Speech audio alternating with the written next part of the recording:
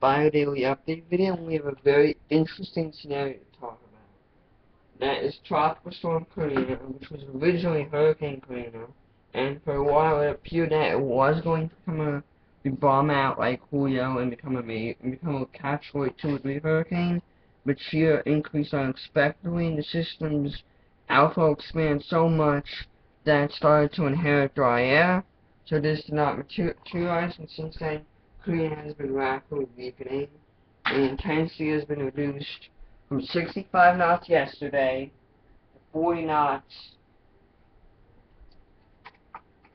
to 65 knots yesterday to 40 knots now.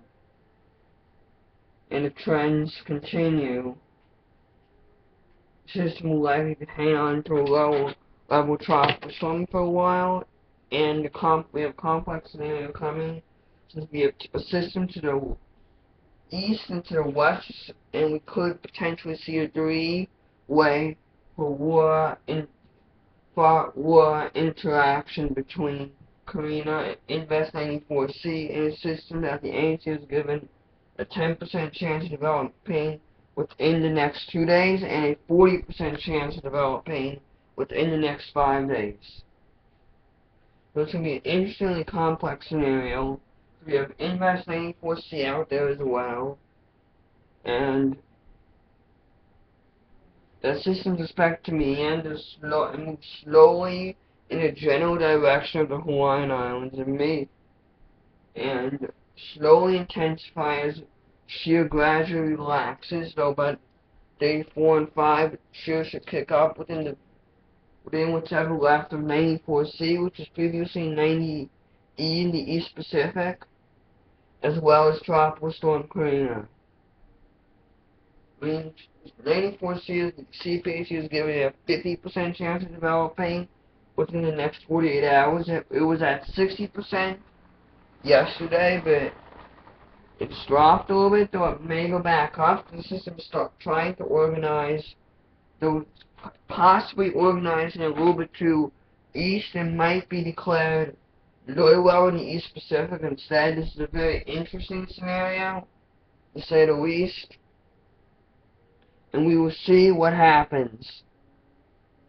But right now, my thinking is, well, it's causing the shear over Karina, which is a high pressure area above Mexico, and then that should be subsiding soon.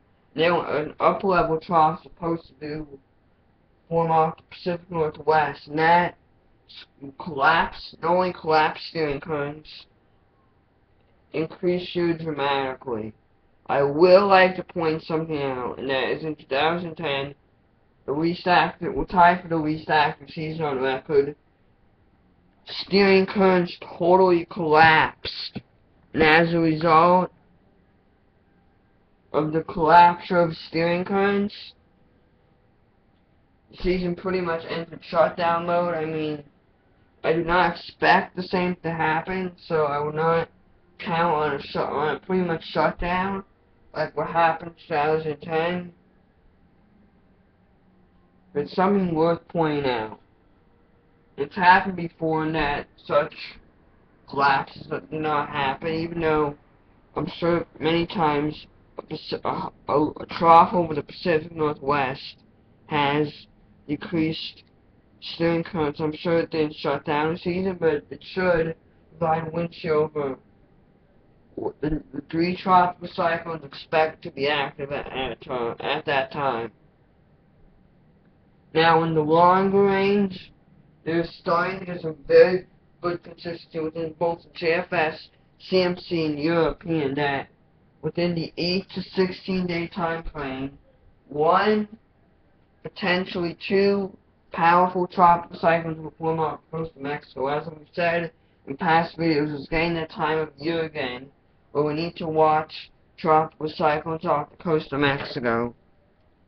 So we'll see what happens.